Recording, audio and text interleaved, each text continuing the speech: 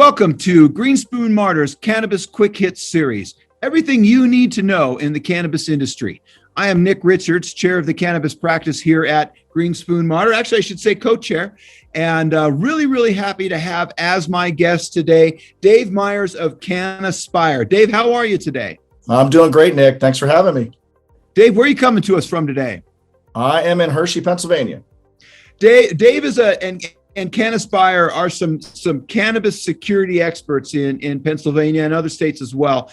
And I'm really excited to have Dave on the show today. In my world, in the sort of tax and financial world, security becomes a big deal because it's not cheap in the cannabis space.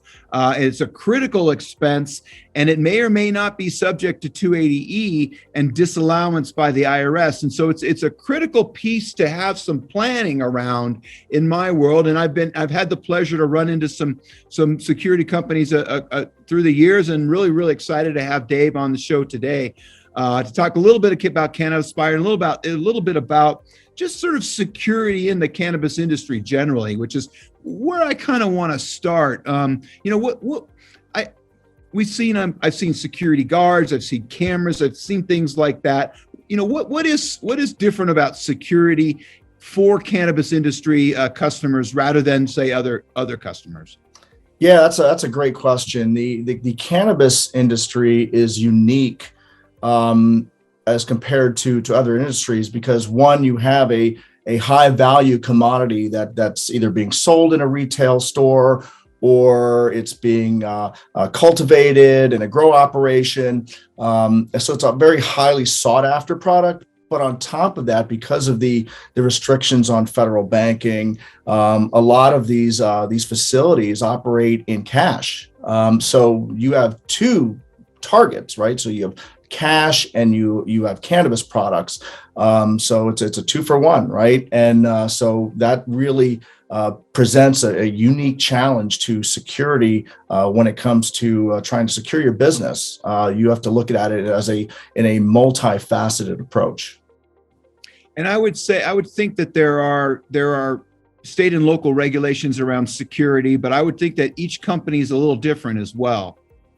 Absolutely. Right. So again, that's another challenge, right? So every state has its own regulations. They have to be interpreted. And then on top of that, you're looking at municipal regulations that may tack on additional security procedures. So this is something to keep in mind as you're going through your application process.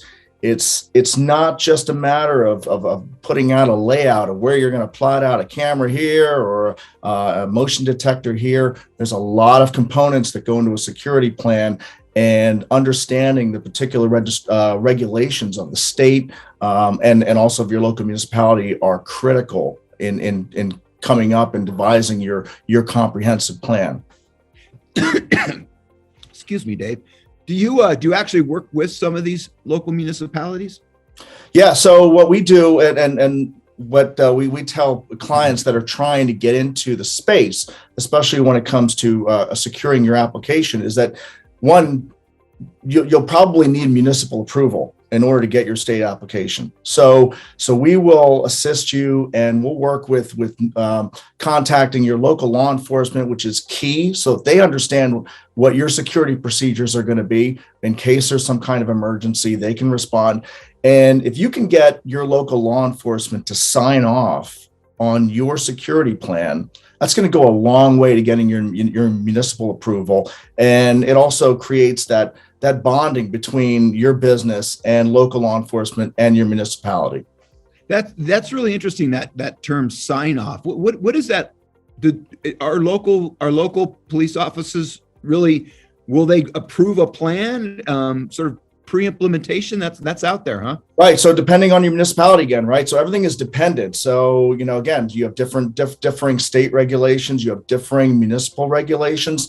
You may have one borough that may require you to submit your full security plan to law enforcement for them to look at and quote unquote sign off. If they don't like it, you could kiss your municipal approval goodbye, and then your game is over before it begins. So those relationships are key in the startup process. And in jurisdictions like that, I would imagine if you want to then change your plan, add or remove a camera, that kind of stuff. That probably takes police officer approval as well, huh? Well, it's very difficult because when you submit your security plan to the regulatory agency for your state, you're basically promising, this is what I'm going to do, right? These are the physical security components that we're going to install. These are the operational procedures that we're going to train our employees to do. These are the incident management procedures that our employees are going to be knowledgeable about.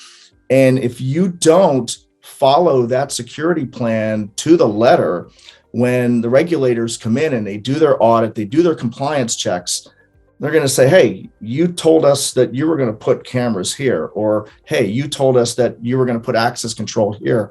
And if you don't do it, you're going to get dinged and you could potentially lose your license. I have an experience with that where a client of mine installed cameras and got their plan approved and all that kind of stuff. And then that was old technology. And so then they brought in newer technology cameras that worked better. And actually you would need less cameras because they have a bigger coverage. But the state said, no way, you cannot reduce the number of cameras, even if you put better cameras in. So I say that because of your comment about that, you said it's really hard to change. And that really makes that initial approval extremely important, I would think. Absolutely. Right. And there's another challenge on that, just like you said, right? So you implement something and you want to change it. At the same time, you're almost being forced to change it as new regulations come up, newer technology comes up. And so those issues are starting to arise where you're wanting to do the right thing, you're wanting to implement new technology, but you still have to fill the promise that you made to the regulatory agency. So Dave, tell us what like a typical security plan looks like. You mentioned cameras and procedures and stuff like that. I'm interested in it. I'm not a security guy. In my head, I was thinking cameras and security guards and maintaining footage for a certain amount of period and stuff like that. But I bet there's a ton of procedures that are maybe even more important or as important. Give me an idea about what a plan like that would include. Yeah, absolutely. So you're going to need to submit a security plan in order to get your license, right? So that's typically a proposal, a solution to not only the regulatory requirements, but how to secure your business. And many people that are trying to get in the industry, that they think, again, it's just a matter of just putting out a layout of my building and putting where I'm going to put a camera. There's a lot more to it. There's a thorough understanding of what the security regulations are, and that you have to prove to the regulatory agency that you really take security seriously, because you're also securing your personnel, you're securing employees and visitors that come to your retail establishment. So it's a multi-component plan, a solution that basically has a few parts. It'll have physical security components, your video surveillance plan, where you're going to put your cameras, where you're going to put your hard drive if you have it, whether it's going to be cloud-based, how you're going to store that video. Is there going to be remote access to law enforcement or a regulatory agency?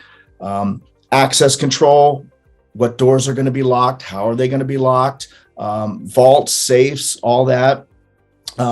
Intrusion detection, your motion detectors, all that. So that's just the physical security component. Then there's the operational side, which is going to kind of fall in line with how your employees operate and do the day-to-day business. And they should be trained on situational awareness, how to pick up on indicators, how to deal with irate employees, cash management, storage procedures, facility keys, how to deal with incidents, fire alarms. There's such a broad range of operational procedures that go into a security plan. Depending on the size of the facility or the type of operation, you could be talking anywhere from 20 pages to 150 pages of procedural controls that go into a thorough security plan. And then on top of that, you've got technological issues and cybersecurity issues that get tacked onto that too, to protect information, whether it's HIPAA information, credit card information, driver's license information, emails, things like that. Is that's I didn't expect you to mention that, Dave. Is that also part of a state mandated security plan, or is that just part of a good security plan? It would seem to me that what is mandated by the state or local, some operators may want to go further than that. As you start to see more states come on board and legalize cannabis, they're learning from previous states' mistakes, best practices.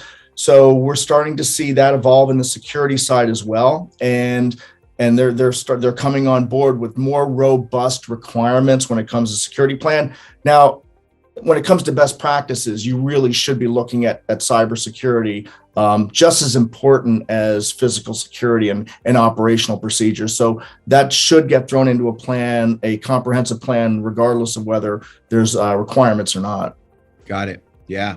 Is there a time when the security, the ideal security plan conflicts with state rules and you have to work through that?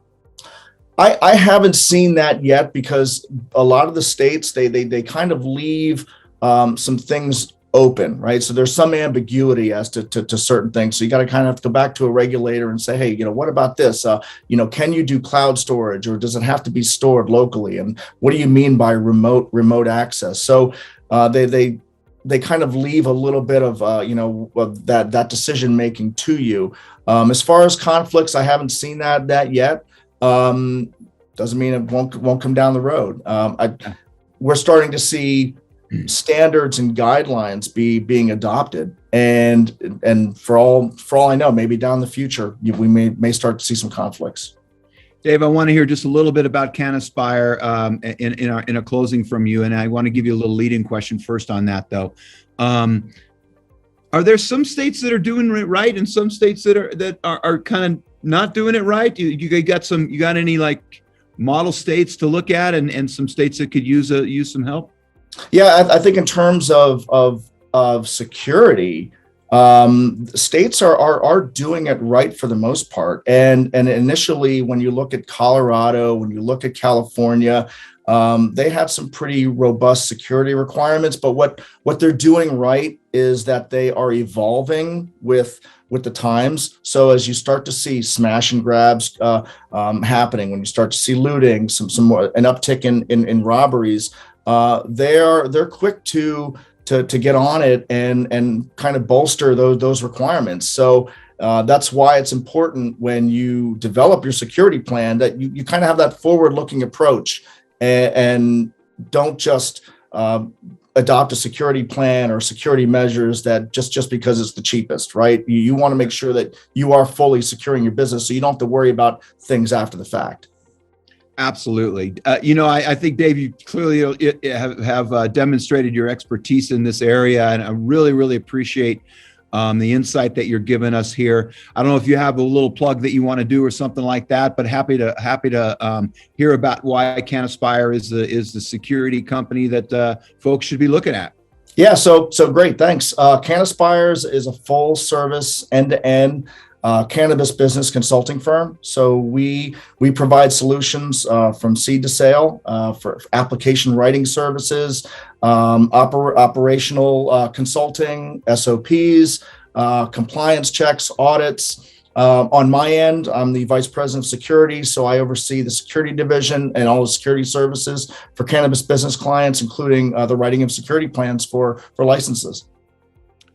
Seed to sale. I like it. Dave, thanks so much for your time today. Really appreciate you. Everyone, thanks so much for joining us. Green Spoon Martyr, we're here for you for all your legal needs. Dave, have a great day, okay? Thanks. You too. Thanks, Nick. All right.